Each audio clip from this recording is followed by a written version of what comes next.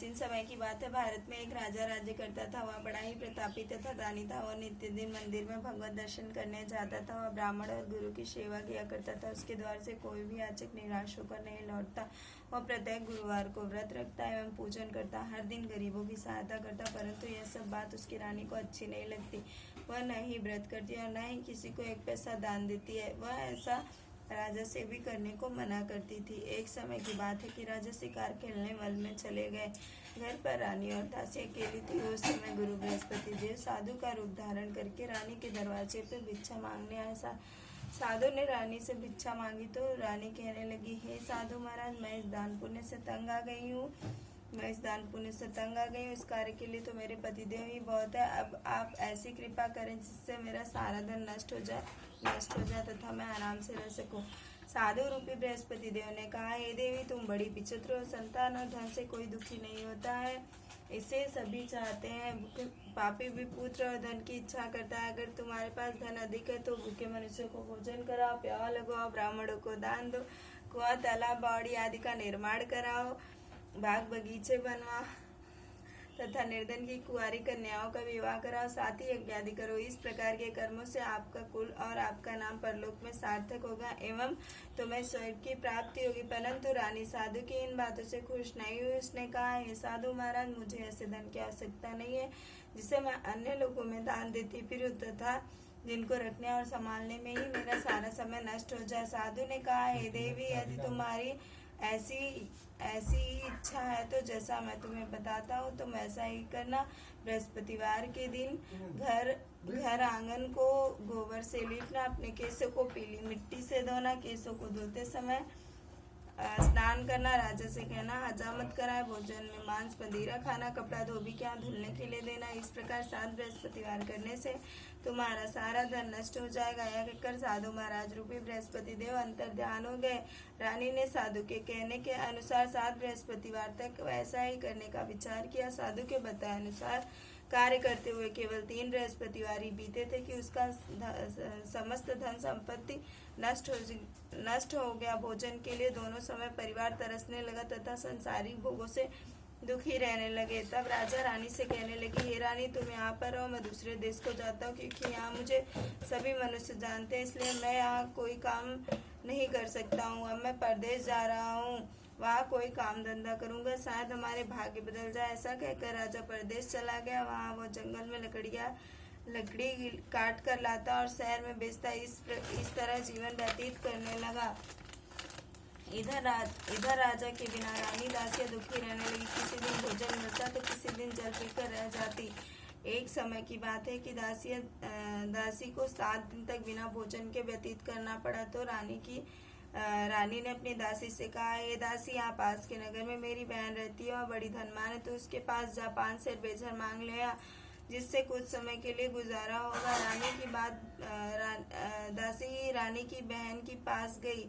रानी की बहन उस समय पूजा कर रही थी। बृहस्पतिवार का दिन था। दासी ने रानी की बहन से कहा, हे रानी, मुझे आपकी बहन ने भेजा है, मुझे 5 से बेचर दे दो। दासी ने यह बात अनेक बार कही, परंतु रानी की बहन ने कोई उत्तर नहीं दिया, क्योंकि वह उस समय बृहस्पतिवार का कथा सुन रही थी। जब दासी को रानी की बहन से कोई उत्तर नहीं मिला तो बहुत दुखी हुई, उसे क्रोध भी आया। वह लौटकर रानी से बोली, हे रानी बहन, आपकी बहन बहुत घमंडी और छोटे लोगों से बात नहीं करती है। मैंने उनसे कितनी बार कहा, उन्होंने कोई उत्तर नहीं दिया। मैं वापस चली आई। रानी बोली, हे दासी, इसमें उसका कोई दोष नहीं है। जब बुरे दिन आते हैं तो कोई सहारा नहीं देता। अच्छे बुरे का पता विपत्ति में ही लगता है। जो ईश्वर की इच्छा होगी वही होगा। यह सब हमारे भाग्य का दोष है। उधर रानी की बहन ने सोचा, मेरी बहन की दासी आई थी, परंतु मैं उन्हें उससे कुछ नहीं कहा, इससे वह बहुत दुखी हुई होगी। अतः कथा सुन विष्णु भगवान का पूजन समाप्त कर अपनी बहन के घर आई और कहने लगी, हे बहन, मैं बृहस्पतिवार का व्रत कर रही थी, तुम्हारी दासी हमारे घर गई थी, परंतु जब तक कथा होती है तब तक हम लोग ना उठते हैं और ना ही बोलते हैं, इसलिए मैं नहीं बोली। कहो दासी, क्यों गई थी? रानी बोली, बहन, हमारे घर अनाज नहीं था। वैसे तो तुमसे कोई बात छिपी नहीं है, इस कारण मैंने दासी को तुम्हारे पास 5 सेर बेचर के लेने के लिए भेजा था। रानी की बहन बोली, बहन देखो, बृहस्पतिवार भगवान सबकी मनोकामना पूर्ण करते हैं। देखो, शायद तुम्हारे घर में कहीं अनाज रखा हो। यह सुनकर दासी घर के अंदर गई। वहां उसे एक घड़ा भेजर का मिल गया। उसे बड़ी हैरानी हुई क्योंकि उसने एक एक बर्तन देख लिया था। उसने बाहर आकर रानी को बताया। दासी अपनी रानी से कहने लगी, हे रानी देखो, वैसे तो हमको जब अन्न नहीं मिलता तो हम रोजी व्रत करते हैं। अगर इनसे व्रत की विधि पूछ ली जाए तो हम भी व्रत की कर लिया करेंगे। दासी के कहने के अनुसार रानी ने अपनी बहन से व्रत के बारे में पूछा। उसकी बहन ने बताया, हे रानी बहन, बृहस्पतिवार को सूर्योदय से पूर्व उठकर स्नान करे। बृहस्पतिवार का व्रत करना चाहिए, लेकिन उस दिन सिर नहीं धोना चाहिए। बृहस्पतिवार के व्रत में चने की दाल और मुनक्का से विष्णु भगवान के केले की वृक्ष की जड़ की पूजन करे तथा दीपक जलाए। उस दिन एक समय भोजन करे। भोजन पीले खाद्य पदार्थ का करे तथा कथा सुने। इस प्रकार करने से गुरु भगवान प्रसन्न होंगे, अन्नपुत्र धन की वर्षा होगी।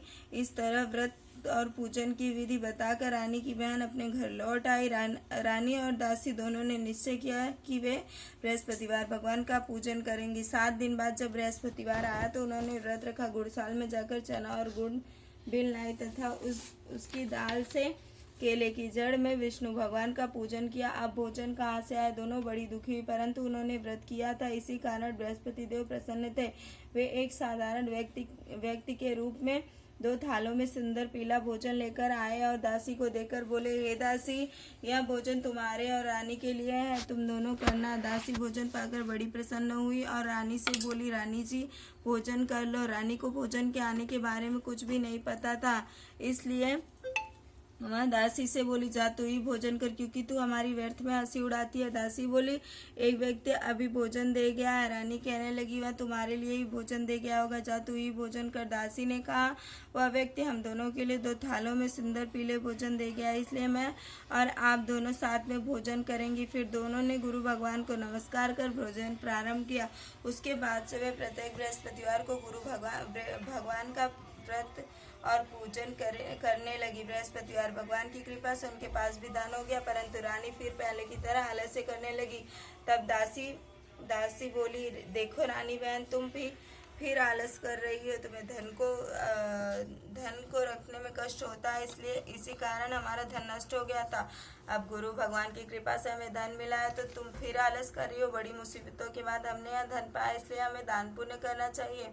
तुम भूखे मनुष्यों को भोजन कराओ, प्याव लगाओ, ब्राह्मणों को दान दो, कुआं तालाब बाड़ी आदि का निर्माण कराओ, मंदिर पाठशाला बनाओ, दान दो, कुंवारी कन्याओं का विवाह कराओ, धन को शुभ कार्य में खर्च करो, जिससे तुम्हारे कुल का यश बढ़े तथा स्वर्ग की प्राप्ति हो, प्रीति प्रसन्न हो। दासी की बात मानकर रानी ने इसी प्रकार के कार्य करने प्रारंभ कर दिए, जिससे काफी यश फैलने लगा। एक दिन रानी और दासी अपने आपस में विचार करने लगी कि न जाने राजा किस दशा में होंगे, उनकी कोई खोज खबर नहीं है। गुरु भगवान ने उन्होंने प्रार्थना की और भगवान ने रात्रि में स्वप्न में कहा, हे राजा उठ, तेरी रानी तुझको याद करिए, अब अपने देश को लौट जा। राजा प्रातः ही उठकर देखा, जंगल में लकड़ियां काट कर लाने के लिए शहर की ओर चल पड़ा। जंगल से गुजरते हुए सोचने लगा, रानी की गलती से उसे कितना दुख भोगना पड़ रहा है। राजपाट छोड़कर उसे जंगल में आकर लकड़ियां काटकर गुजारा करना पड़ रहा है। उसी समय जंगल में बृहस्पति देव एक साधु का रूप धारण करके आए। राजा के पास आकर बोले, हे लकड़हारे, तुम इस सुनसान जंगल में किस चिंता में बैठे हो, मुझे बताओ। यह सुन राजा के नेत्रों में जल भर आया और साधु से वंदना कर बोले, हे प्रभु, आप सब कुछ जानने वाले हैं। इतना कहकर राजा ने साधु को अपनी संपूर्ण कहानी सुना दी। महात्मा तो स्वभाव से दयालु होते हैं। वे राजा से बोले, हे राजा, तुम्हारी पत्नी ने बृहस्पतिवार के प्रति अपराध किया था, जिसके कारण तुम्हारी यह दशा हुई है। अब तुम किसी प्रकार का चिंता मत करो, भगवान तुम्हें पहले से अधिक धन देंगे। देखो, तुम्हारी पत्नी ने बृहस्पतिवार का व्रत करना प्रारंभ कर दिया है। अब तुम भी बृहस्पतिवार का व्रत करके चने की दाल और गुड़ से जल के लोटे में डालकर केले के पत्ते से भगवान विष्णु का पूजन करें। फिर कथा कहो या सुनो, भगवान तुम्हारी सब मनोकामना पूर्ण करेंगे। साधु को प्रसन्न देखकर राजा बोले, हे प्रभु, मुझे लकड़ी बेचकर इतना पैसा नहीं बचता है जिससे भोजन के उपरांत मैं कुछ भी बचा सकूं। मैंने रात्रि में अपनी पत्नी को व्याकुल देखा है। मेरे पास ऐसा कोई साधन नहीं है जिससे मैं उसका समाचार जान सकूं। फिर मैं बृहस्पतिवार की कौन सी कहानी कहूँ या सुनूं? मुझको तो कुछ भी मालूम नहीं है। साधु ने कहा, हे राजा, तुम किसी भी बात का चिंता मत करो। बृहस्पतिवार के दिन तुम रोजाना की तरह लकड़ियाँ लेकर शहर में जाओ। तुम्हें रोज से दूना धन प्राप्त होगा, जिससे तुम भली भांति भोजन भी कर लोगे तथा कथा का सामान भी आ जाएगा। बृहस्पतिवार की कथा इस प्रकार है। बोलो विष्णु भगवान की जय। प्राचीन काल में एक बहुत ही निर्धन ब्राह्मण था। उसकी कोई संतान नहीं थी। वह नित्य पूजा पाठ करता, परंतु उसकी स्त्री बहुत मलिनता के साथ रहती थी।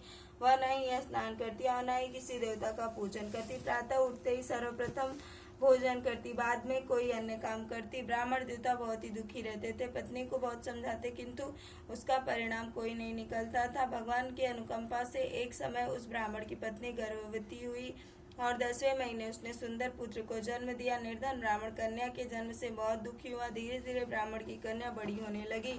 बचपन से ही उस कन्या की रुचि भगवान विष्णु की पूजा में थी। वह प्रातः उठते स्नान आदि करके भगवान विष्णु की पूजा करने मंदिर में जाती। बृहस्पतिवार का व्रत करके विधिवत पूजा पाठ करती थी। पूजा पाठ करने के बाद वह पढ़ने के लिए पाठशाला में जाती थी।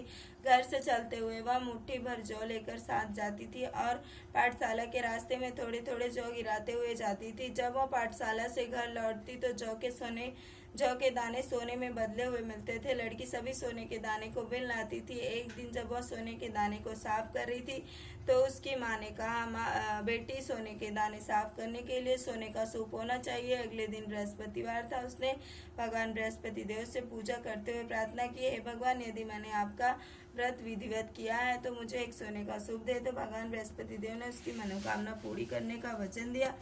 पाठशाला से लौटते समय उसे रास्ते में सोने का सूप पड़ा मिला।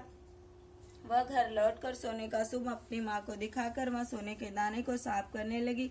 उसी समय नगर का राजकुमार उसके घर के पास से गुजरा। उस सुंदर लड़की को सोने के सूप में जौ साफ करते देख उस पर मोहित हो गया। महल में लौटकर राजकुमार ने राजा से उस लड़की की विवाह करने की इच्छा प्रकट की। राजा ने ब्राह्मण को महल में बुलाकर राजकुमारी से उस लड़की की विवाह की बात कही। ब्राह्मण तैयार हो गया। धूमधाम से उस लड़की का विवाह राजकुमार से हो गया। दुल्हन बन के ब्राह्मण की लड़की उस महल में चली गई। लड़की के चले जाने से ब्राह्मण फिर से निर्धन हो गया। उसे कई दिन तक भोजन भी नहीं मिलता था। बहुत दुखी होकर ब्राह्मण एक दिन अपनी लड़की के पास गया। अपने पिता से निर्धनता का समाचार सुनकर उसे बहुत सा धन देकर विदा किया। उस धन से ब्राह्मण के कुछ दिन तो आराम से गुजर गए, लेकिन जल्द ही फिर भूखे मरने की हालत हो गई। ब्राह्मण अपनी लड़की से धन लेने के लिए फिर महल में पहुंचा। लड़की ने पिता की बुरी हालत देखकर कहा, पिताजी, आखिर मैं आपको कब तक धन देकर आखिर आप कब तक मुझसे धन लेकर जीवन यापन करेंगे? आप कुछ उपाय क्यों नहीं करते हैं जिससे आपके घर में धन संपत्ति भर जाए? ब्राह्मण ने कहा, मैंने तेरी माँ को बहुत समझाया, पर उसकी समझ में कुछ भी नहीं आता है। उसका फोरपन नष्ट ही नहीं हो रहा है, उसकी निर्धनता दूर ही नहीं हो रही है। तब कुछ सोचकर लड़की ने पिता से कहा, पिताजी, आप कुछ दिनों के लिए माँ को मेरे पास छोड़ जाओ। तब कुछ सोचकर ब्राह्मण पत्नी को लड़की के पास छोड़ आया। लड़की ने अपनी माँ से कहा, माँ, तुम प्रातः उठकर स्नान आदि करके भगवान विष्णु का पूजन करो। पूजा करने से तुम्हारी निर्धनता अवश्य दूर हो जाएगी। लेकिन उसकी माँ ने उसकी कोई बात नहीं सुनी। तब उसे क्रोध आया। अपनी माँ को एक कक्ष में बंद कर दिया। सूर्योदय के समय माँ को उठाकर जबरदस्ती से स्नान कराया और फिर मंदिर में ले जाकर भगवान बृहस्पति देव की पूजा कराई। कुछ दिनों तक ऐसा करने से माँ की बुद्धि में परिवर्तन हुआ और वह स्वयं बृहस्पतिवार का व्रत करने लगी। उनके व्रत करने से ब्राह्मण के घर में विष्णु भगवान की अनुकंपा से धन की वर्षा होने लगी। दोनों पति पत्नी धन संपत्ति पाकर आनंद पूर्वक जीवन यापन करते हुए विष्णु धाम चले गए। लकड़हारा बने राजा ने उन साधु से भगवान बृहस्पति देव की कथा सुनकर बृहस्पतिवार का व्रत करके भगवान विष्णु का पूजन किया। उस दिन से उसके सभी क्लेश दूर हो गए। अगले बृहस्पतिवार को कामकाज में अधिक व्यस्त होने के कारण उसने बृहस्पतिवार का व्रत नहीं किया। भगवान बृहस्पति देव लकड़हारे पर क्रोधित हो गए और उसे भूल की सजा दी। उस दिन नगर के राजा ने नगर में घोषणा करके सबको सूचित किया, प्रत्येक नागरिक मेरे महल में भोजन करने आया, जो ऐसा नहीं करेगा उसे अपराधी मानकर दंड दिया जाएगा। लकड़हारा बने राजा ने उस नगर की घोषणा तो सुनी, लेकिन जंगल से लकड़ियां काट कर लाने और उसे शहर में बेचने के कारण वह समय पर महल में नहीं जा सका। अतः राजा के सैनिक लकड़हारे को पकड़कर महल में ले गए। राजा ने उस महल के कक्ष में बैठाकर भोजन कराया।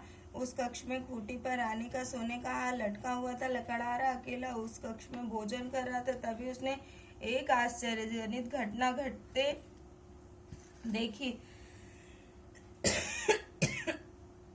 देखते ही देखते खूंटी हार को निकल गई। थोड़ी देर बाद राजा ने हार गायब देखा तो लकड़हारे को कारागार में डलवा दिया। लकड़हारा मन ही मन अपने भाग्य को कोसने लगा। तभी उसे जंगल में मिले साधु का स्मरण हो आया। थोड़ी देर में भगवान बृहस्पति देव सन्यासी के रूप में उसके सामने प्रकट हुए और कहा, हे राजा हे लकड़हारे, तू भगवान बृहस्पति देव की पूजा नहीं की, इसी कारण तुझे दुख प्राप्त हुआ है। लेकिन अब तू चिंता मत कर। बृहस्पतिवार के दिन कारागार के दरवाजे पे तुझे कुछ पैसे पड़े मिलेंगे। उस दिन पैसे से भगवान बृहस्पतिवार का व्रत करके उसकी पूजा करो तो तुम्हारे सभी दुख नष्ट हो जाएंगे। बृहस्पतिवार के दिन दरवाजे पे पड़े मिले पैसे से चने और गुड़ मंगा कर लकड़हारे ने बृहस्पतिवार की कथा कही तो भगवान बृहस्पति देव ने प्रसन्न होकर नगर के राजा के स्वप्न में कहा, लकड़हारे को कारागार से मुक्त कर दो।